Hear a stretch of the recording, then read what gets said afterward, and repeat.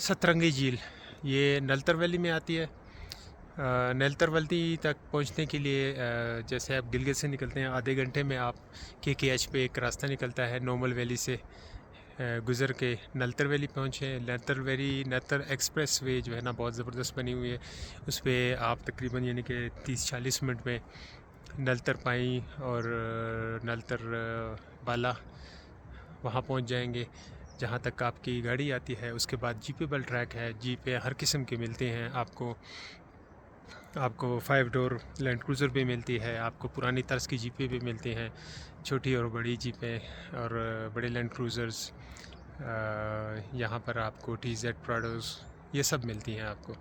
تو یہاں جیپیبل ٹریک پہ آگے تقریباً 1 سے 1.5 گھنٹہ کی رائڈ ہے، جیپیبل ٹریک ہے، اس پہ آپ آگے یعنی کہ 3-4 جھیلیں آتی ہیں۔ یہ سب سے پہلی جھیل ہے سترنگی جھیل۔ سترنگی جھیل اس لیے کہا جاتا ہے کہ یہ جیسے جیسے مطلب موسم چینج ہوتا ہے اس کے کلر بھی تبدیل ہوتے رہتے ہیں۔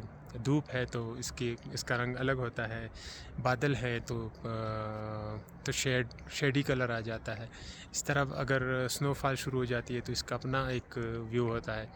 تو یہ پہلی جھیل جو آتی ہے نلتر بالا سے گزر کے یہ سترنگی جھیل ہے۔ آگے 2-3 اور جھیلیں بھی ہیں، اس طرح چھوٹی موٹی اور بھی جھیلیں ہوں گی، لیکن جو مشہور ہے وہ 3 بڑی جھیلیں مشہور ہیں۔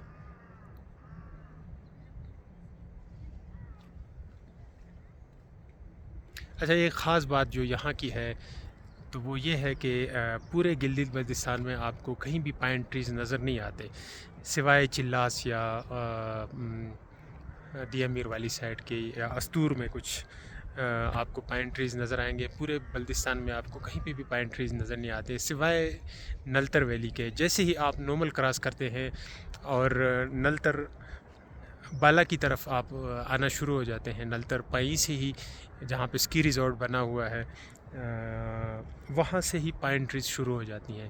تو آپ کو بالکل وہی گلیات والی فیل آئے گی کہ ایک مطلب جس طرح مری گلیات ہے، نتیا گلی ہے، ایبٹ آباد ہے، مانسیرا ہے، ان علاقوں میں جس طرح سے پائن ٹریز ہیں تو یہ پائن نٹس والے نہیں ہیں، یہ صرف شیلز ہیں جس طرح آپ کو نظر آتا ہے مارگلا کی پہاڑیوں پہ۔ تو اس میں چلغوزہ نہیں ہوتا، چلغوزہ یہاں پر صرف استور اور چلاس میں ہی پیدا ہوتا ہے، باقی یہ صرف دکھاوے کے وہ ہے، اس کو چیڑ بولتے ہیں یہ لوگ، لیکن پائن نٹس ہیں، پائن ٹریز ہیں یہ جس سے بالکل گلیات والی فیل آتی ہے یہاں پہ۔